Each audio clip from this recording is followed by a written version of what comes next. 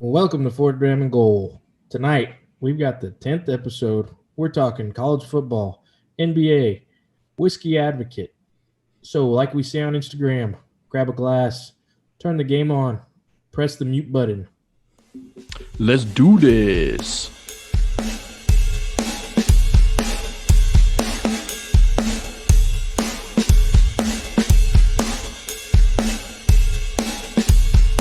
All right. So, as Kurt said, mute, but don't mute us, please, unless that's your jam, which we support you.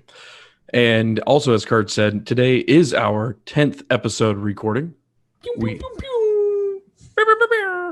And in honor of our 10th episode, we got some special engraved fourth dram and goal Glencairns. So this is our road to legitimacy. We are slowly walking down that road into the fiery depths of podcast hell. All right. Oh, yeah. Pictures to come on Instagram soon with those badass glasses. And speaking of the socials, don't forget to follow us on Instagram. It's Fourth Dram. That's 4THDRAM. And also hit us up on Facebook. We got a Facebook page out there. It's Fourth Dram and Goal. So both of those options will definitely get in touch with you. Hell yeah. We want your feedback. So, Dick, what's in your glass tonight?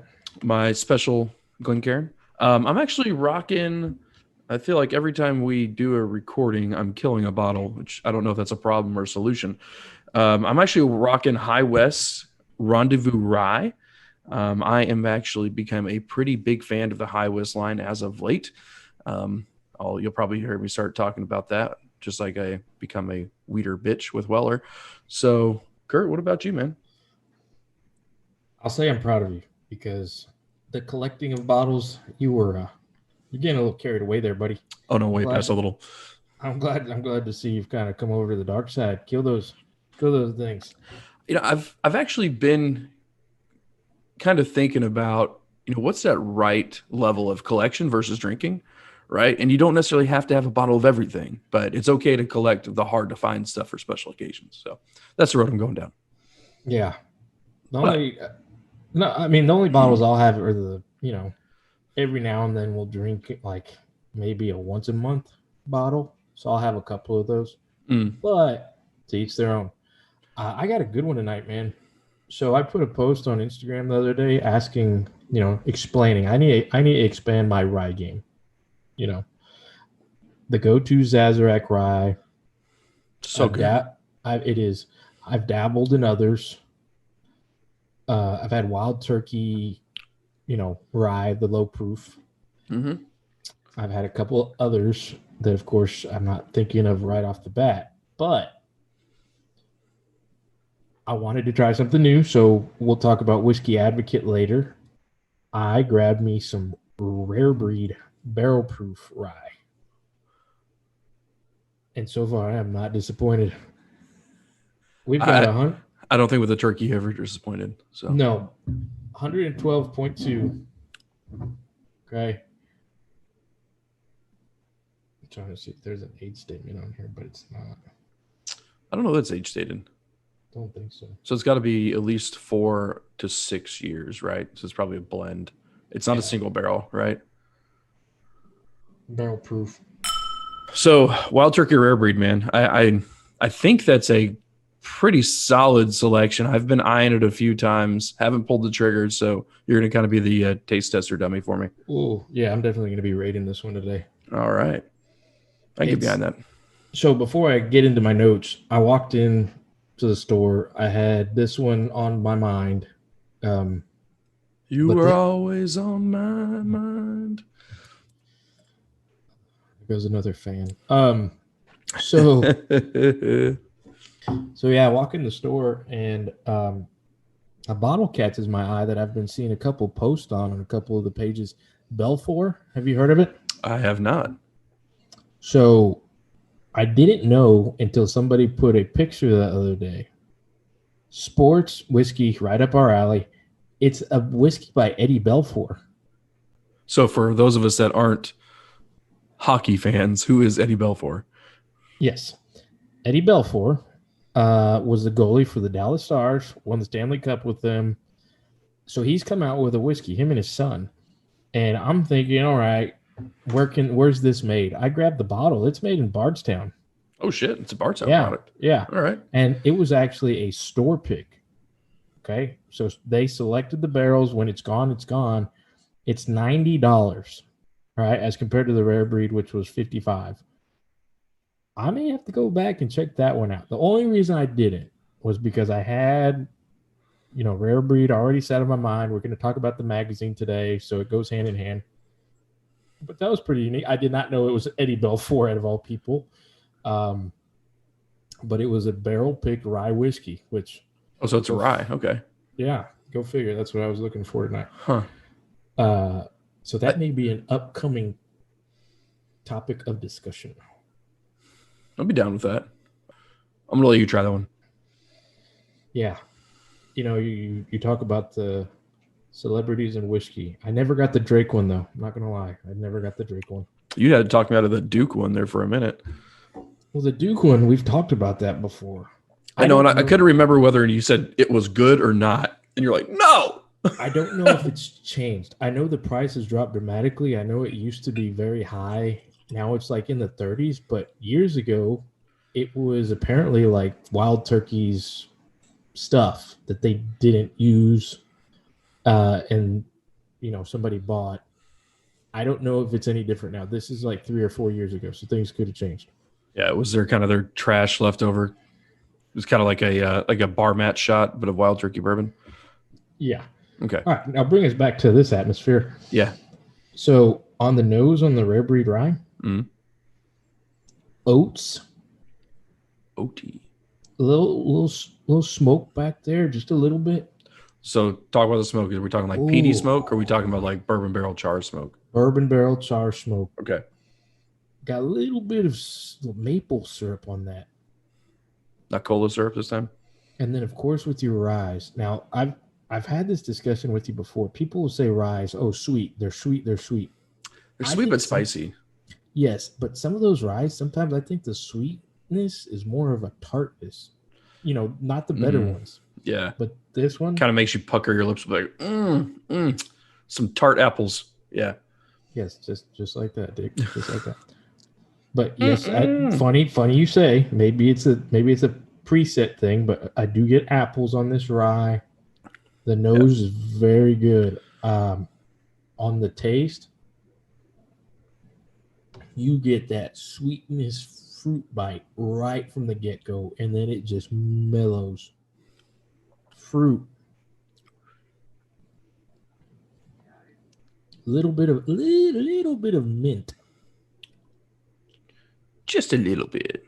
Just enough. This is good, man. This is good. This was a good rye to venture off into. I think it's just because of that awesome glass you're drinking out of. I think that may be playing into it. Hell yeah. I mean, anything with Jimmy's signature on it. You know what I'm saying?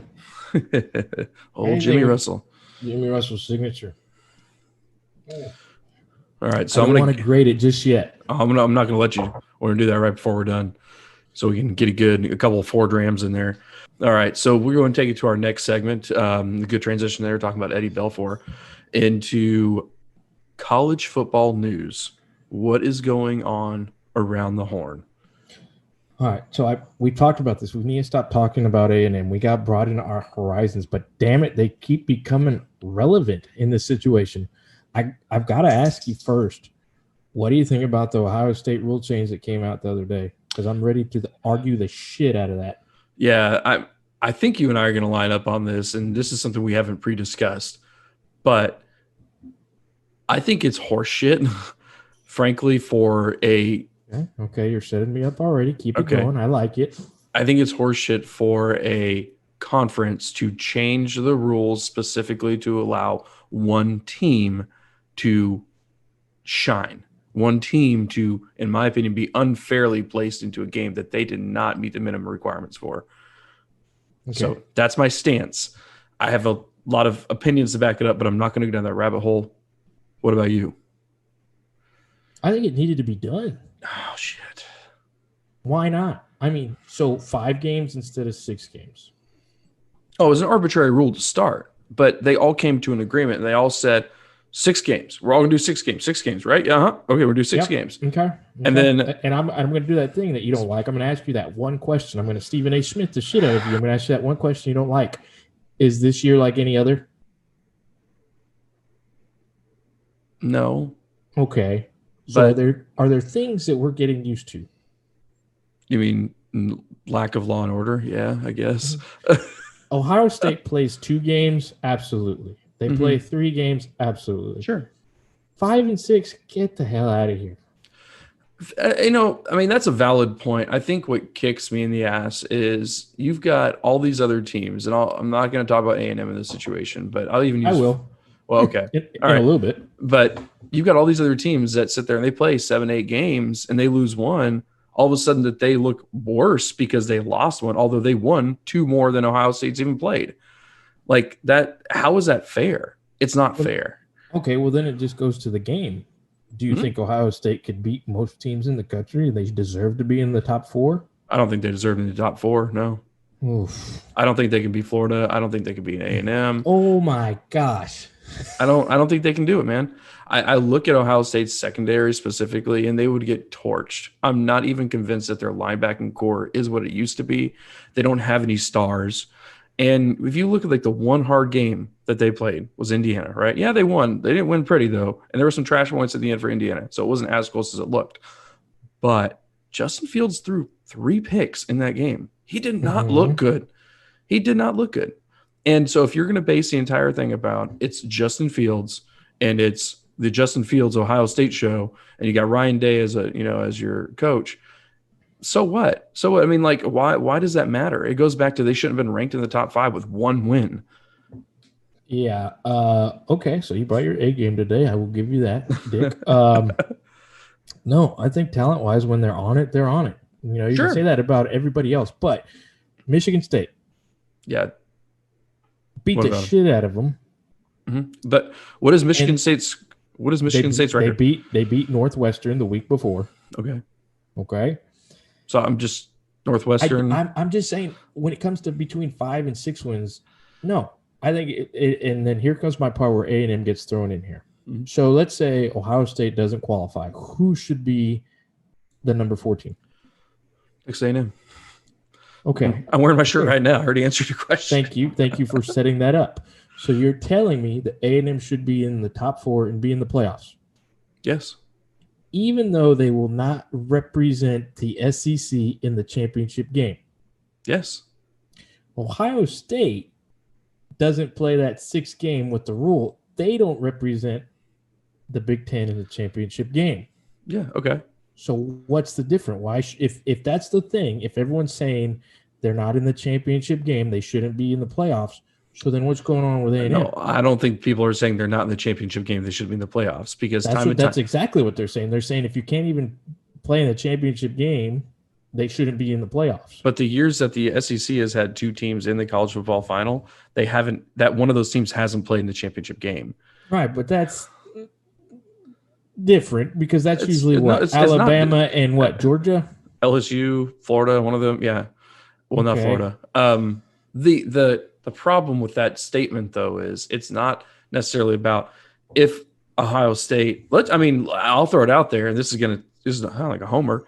But if you're going to tell me that Ohio State wins, plays the entire season and still wins their championship game, and you look at the strength of their competition that they play and the rest of the Big Ten as a whole, how is the Big Ten any better than the Pac-12 this year? Because Pac-12 sucks. Yeah, so does the Big Ten. Name one other good team other than Indiana this year. Oh, Penn State fell on their face. Michigan couldn't even pass a COVID test. Michigan State looks like trash. Who else you got, man? You ain't got nobody. What about Minnesota and Northwestern? No, Northwestern runs into the same problem every year. They're not a football school. It is a pseudo Ivy League like Rice is.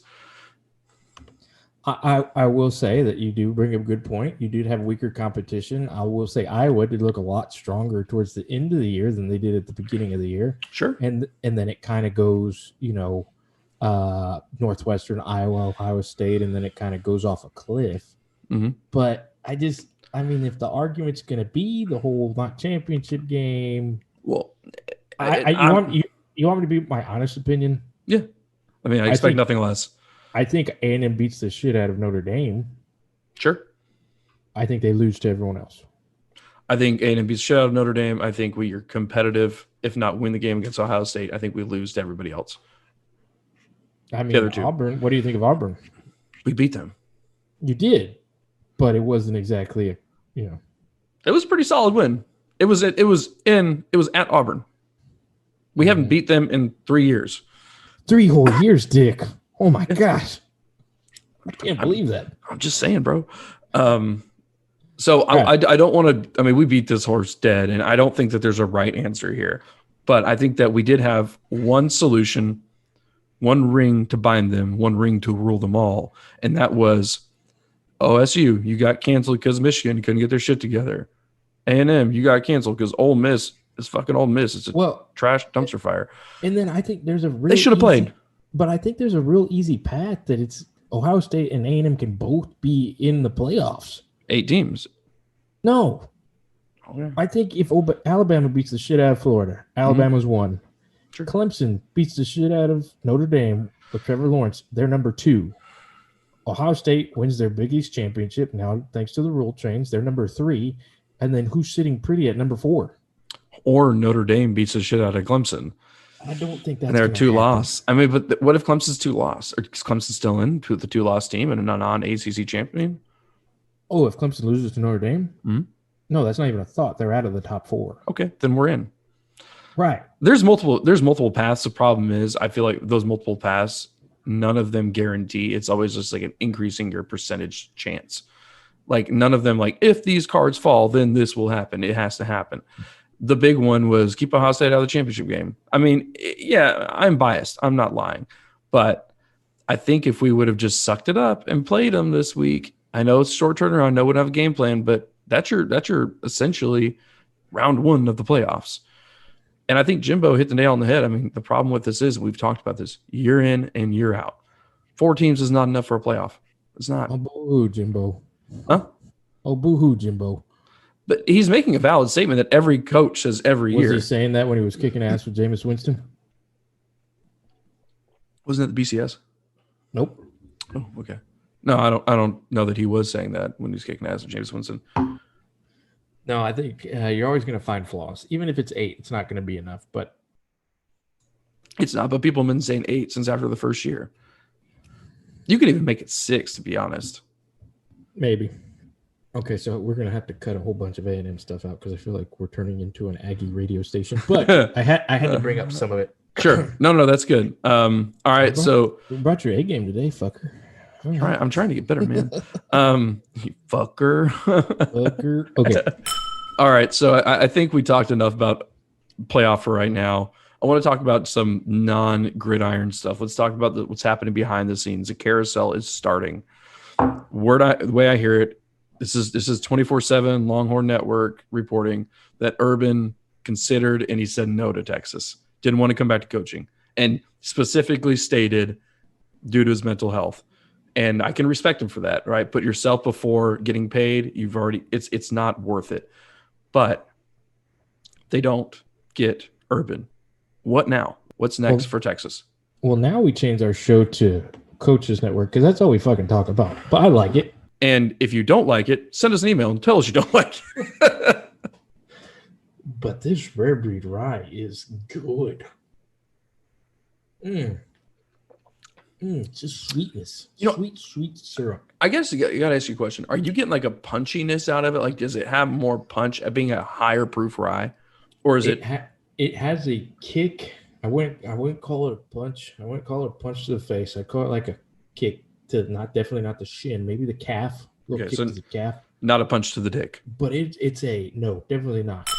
We talked about the college football playoff. We talked about Ohio State. Should they be in? Should they be out? What other opportunities are there?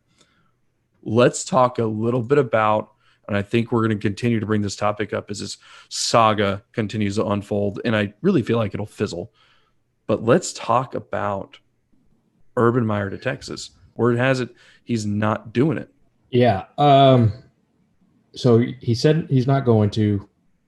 We know the health issues. We know the mental health issues that have gone on. it's a serious thing in football, man. Coaching's a stressful job. Even doing it at the high school level, you see it. So I could only imagine. I'm not even going to pretend like I even know what the college football world's all about. But it's a real thing, and that's one of those things you had to always wonder about Urban. I mean, he had to leave 2 jobs, big names. He's kind of ridden his legacy. Coming to Texas would be awesome. So I think all Texas can really do right now is go back to Herman with their tail between their legs and go, whoops. And I think Herman's in the position where he's just going to have to say, okay. Because I don't think he's moving on from them. I don't see a guy out there that they're going to grab. I think Coastal Carolina guy is hot right now. He's going to get a job if he wants it. It's not going to be a UT, though. Probably pretty similar to the Minnesota Flack move, going from a Western Michigan to a Minnesota. He'll probably do something like that.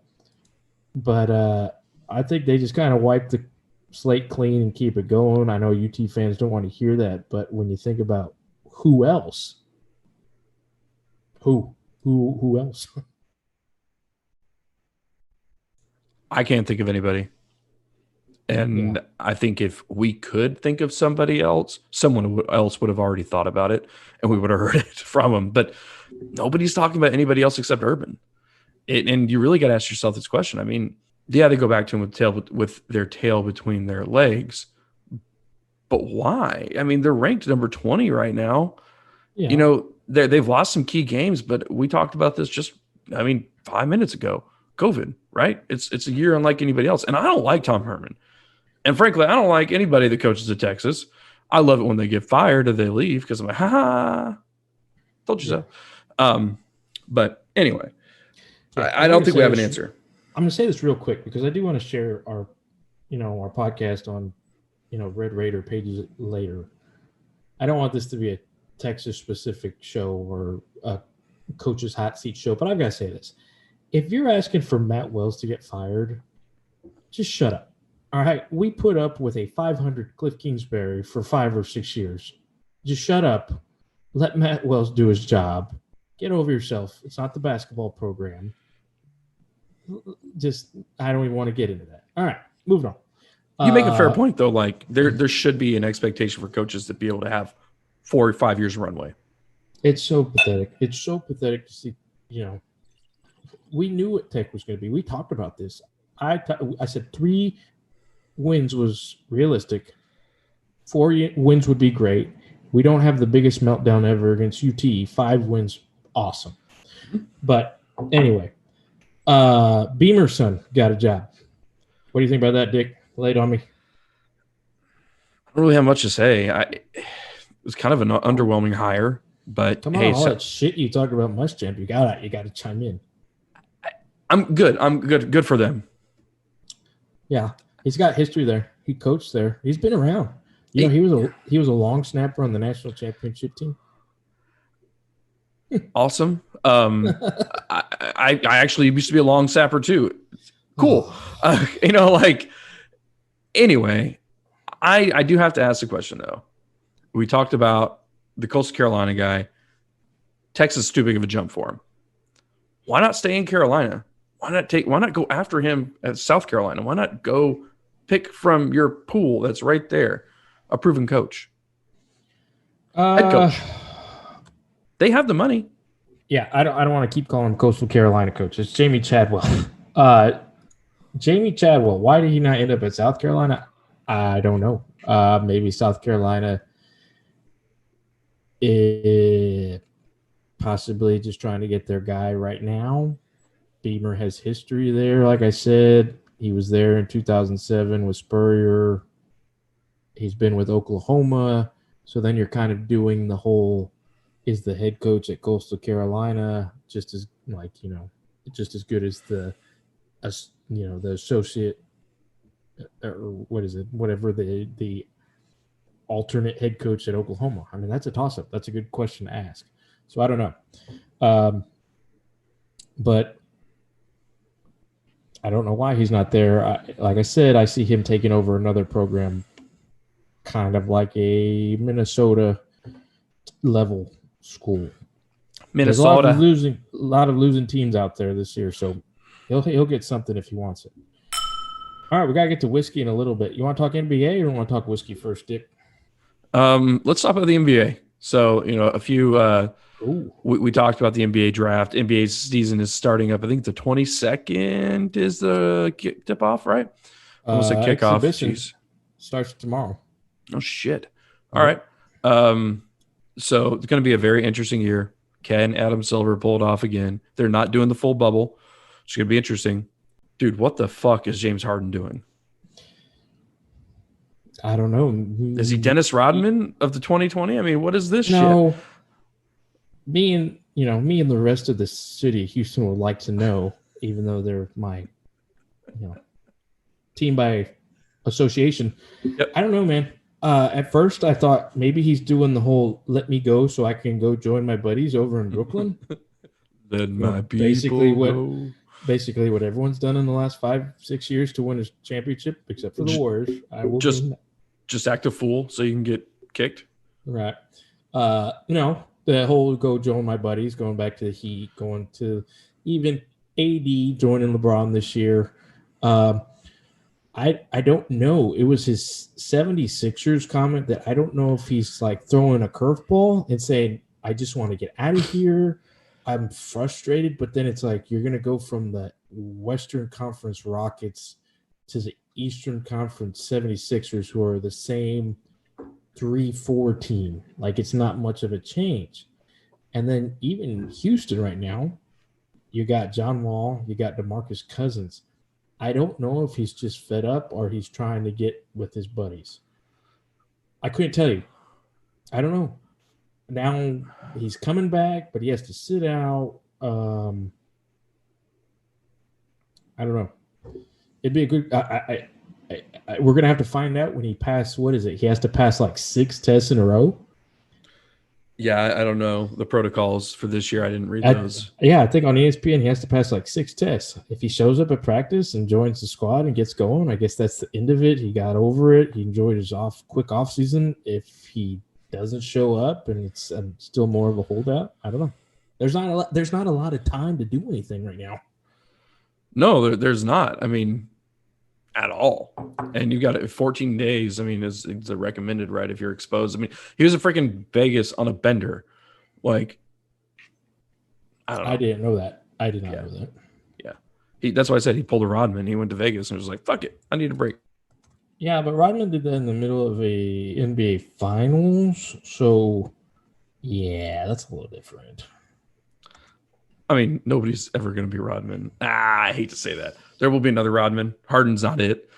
Yeah, I don't know. Specialties, man. Yeah. So hopefully, I mean, you know me, I'm all about Houston. Love everything Houston. I'd like for him to kind of just get back, but it's the same thing. I don't see them being a finals contender, if I had to say that. So before we start talking finals, let's talk about what are some of the key matchups that you're watching at the beginning of the season. I don't want to get too deep into this thing because God knows what's going to happen. Well, before I get into that, I'm going to get into some more of this rare breed right here. There you go. Glen it. Oh, that sounds good. Good. All right. So I'm not going to act like I've checked out the whole NBA schedule, but yeah, except for the Knicks. They don't come to Houston. Moving on.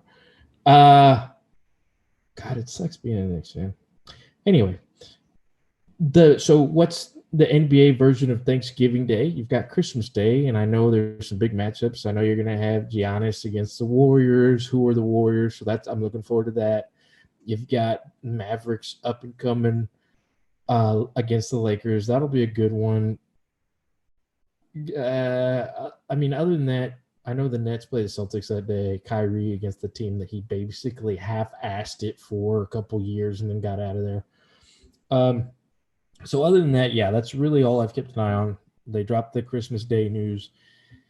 We'll see. I think it's going to be so interesting to see these guys that do what they do and then boom, they're starting. I will say this, though. I'm a little disappointed in the NBA. And why is that? Because of all this wine bullshit. they're all wine connoisseurs because over that whole bubble thing, apparently, and it all started with, Giannis? ooh, no, I don't think it was Giannis. It was He's French, so he's anyway. Greek. There was an abundance of wine ordered to the Disney bubble. They need to get their whiskey game going, man. I don't know, man. Dip it into the brown water. Yeah, but fuck the antioxidant shit. Anyway, hey, whiskey's good for your heart too. I'll drink some wine every now and then. Dude, I like wine. Yeah. All right, so completely unrelated, but you brought it up. What are your favorite types of wine? No, we can't talk about that on a whiskey show. Damn, come on, it's a good W. Club. Just answer it. You don't talk wine on a whiskey show. I literally just listen to the podcast guys talk about Blanton's and wine. So, oh, they did. Yeah. Okay. I am a Merlot guy. I'm a red wine guy. I will do because of me and my wife, my beautiful wife, went on a birthday dinner one year and got recommended a very good Pinot Grigio. Mm-hmm. And ever since then, I will grab one every now and then. But it's usually Merlot, Pinot Grigio. It's definitely a red. I'll try a white when I do a nice little Italian or shrimp scampi, as we say down here in Texas, a shrimp scampi. But yeah, that's about it. We're actually not too far off. I'm a cab and Merlot guy through and through. Can I have a cab? Give me your house cab. You're never gonna go and can I have your house whiskey? You mean well whiskey? you want Jack Daniels with that? Okay. The one you talk about like Pinot, my guilty pleasure, man, and I've got it on my bar menu is Sunday Fun Day, man. I love me some fucking mimosas on Sunday morning, man. Dog it, man. You just dropped us down the whole cliff. You took wine and said, hold my beer. I'm going to get even Well, the thing is, it's actually like sparkling wine. It's oh my God. You said sparkling on the show. Stop talking. Hey, man. Damn it. Second dram, dude. Holy crap. Anyway, but that's we'll get off on the tangent. There's no coming back from that. I mean, we were talking about whiskey finished barrels, Merlot. Yeah. Anyway, that'd be so gross. So, what are your predictions for the finals? Your way too early predictions for the finals. Lakers and someone from the East. I'm gonna say the Nets. Sipping the Kool-Aid.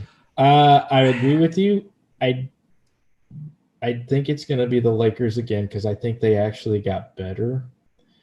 I could be completely wrong. Steve Kerr and the Warriors could say we're back, but it's hard because you've got no Klay Thompson, poor guy. And who are they? Well, they're Steph Curry and they're Draymond Green and they're those guys. I think they're a 4 or 5. So I'm going to say Lakers. I did not think the Bucks were going to the finals last year. I didn't think they were that good. I thought they were Giannis. I think there were several East teams that had that dude, and they got better. They got beat by the better team. I'm going to go, if we're shooting teams out there, I'm going to go Lakers. And shoot. Land the plane. Pick one. I'm gonna go Lakers. Knicks. You would do that to me. You know what? For shits and giggles, I'm gonna go Lakers and Hornets because I would love to see that happen and that turnaround be just badass. Hey, maybe the Lakers will get stung. Who knows? Who knows? All right. I think we're both done with the NBA for right now. I'm going to put this in there, though. I'm going to throw a topic out because I have to. Yeah. All right. So I don't know if you're keeping up with the Twitter feed, right? But LeBron made a statement this week saying that his contract goes through his son's senior year of high school. Oh, God. And I don't want to go like, is he going to trade? Is he going to leave? But do you think there's a chance that LeBron and Bronny play in the NBA together. So his statement was that his contract ends the year that Bronny finishes high school. Yep. This is the old coach in me, and this is the fan at the same time. Let the kid be a kid. First off, let the kid be a kid. And second off, of course they're gonna do that. Like, the NBA needs, it's a great market, but put it this way. The Tuesday game this week had more viewers than the last game of the NBA Finals. Mm-hmm. They're going to get attention as much as they need. Of course, everybody wants to see LeBron farewell tour with his son, Ken Griffey Jr. Awesome. Yeah, that's it. That's all I got to say about that. It'll be interesting because he'll need 1 year. So he's going to have to go play ball 1 year. And then LeBron maybe goes a 1 year contract to someone. Maybe it's the Lakers, maybe it's not. Then whoever drafts Bronny, he goes and signs with them. That'd be like the ultimate dad power move right there. It'd be fun. It'd be funny. Tom Brady's playing football at like what, 52 right now? He'll be able to do it. It's fine. It'll happen. Yeah, I'm pretty sure Tom Brady's kids are gonna be able to play tight end for him. All right, so we're gonna land the sports plane. I want to close this out. This has been the longest we've talked about sports without talking about like a decent whiskey subject. Let's get some whiskey in our lives. Yeah. So, on the whole, we're going to keep the news headlines forefront.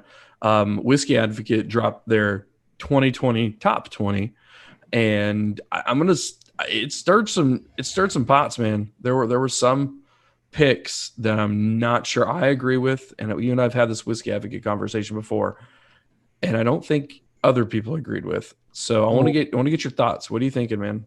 My initial thought with this rare breed is it's good. And I have not made a whiskey rye pun all night. Rye not, Dick. Rye the hell not. Rye don't know, Raggy. Is it because they've all been taken? Probably. Anyway. There might not be any good ones.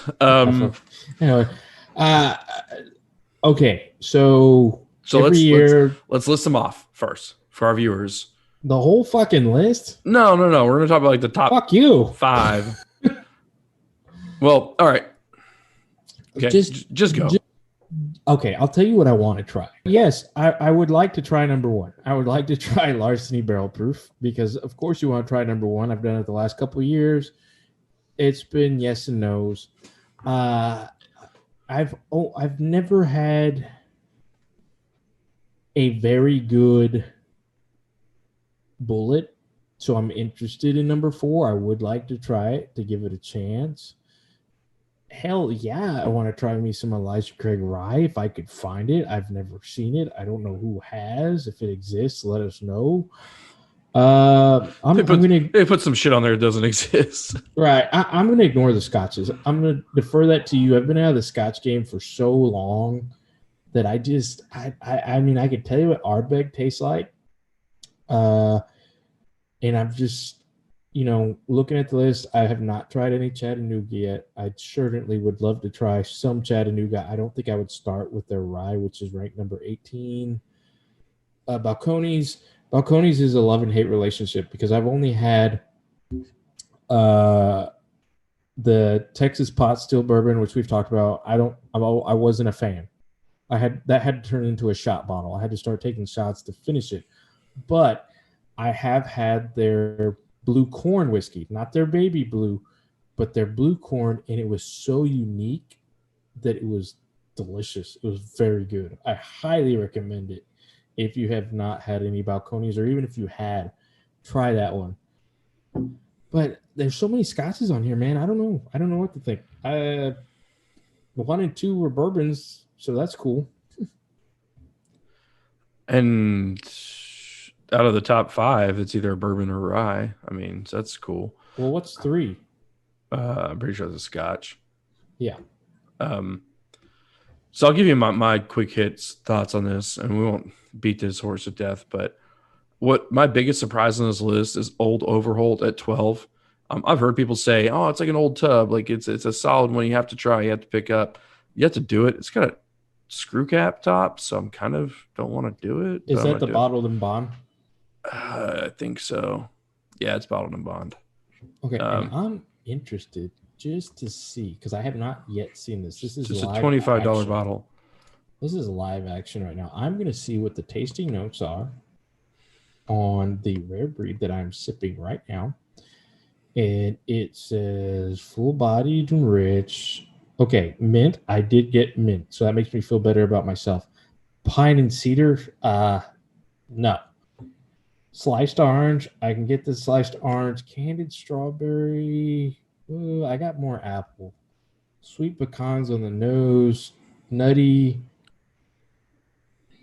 citrus, sweet flavors. Yeah, okay, so I get it.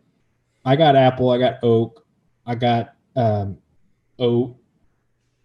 So it's there. And I'm checking the figures for those that are wondering. If you're asking me if you need to buy it, you do. It's very good. It's a 51% rye, I believe.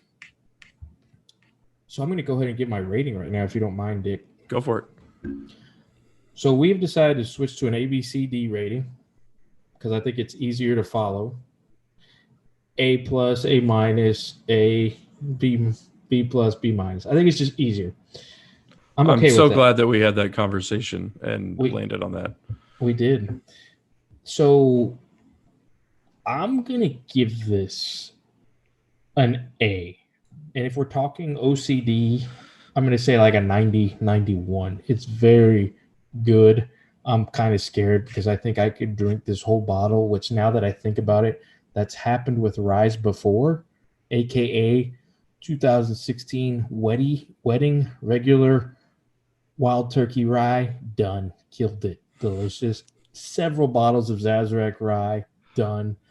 So yeah, be careful with those ryes, man. But this is very good. I go buy it. So, is it above rye? Is it above Sazerac rye for you? Oh, I knew you were going to go there. Because Old Sazzy is one of your favorites. It is, but the thing that makes Old Sazzy one of my favorites is it's so versatile.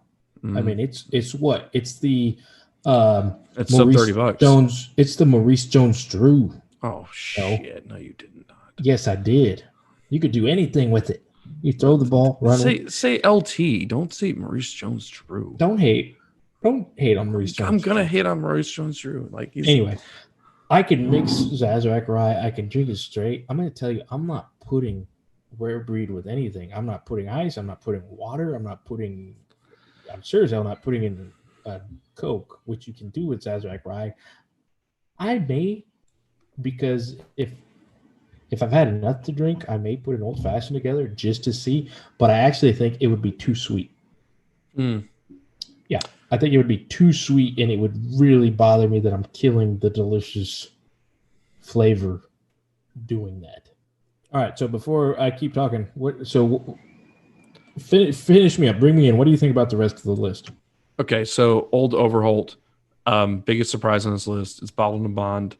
It's one of those old tub, early times-esque bottles, in my opinion. It's $25, right? Really surprised I made it this high. It's nothing new, so I don't know what changed this year, and they brought it in. It leads me to think, is the competition short this year? Are they just trying to, throw some twists in there to keep it interesting? The Larceny, barrel proof, single barrel, want it, need it, have to have it. Knob Creek, that's number one.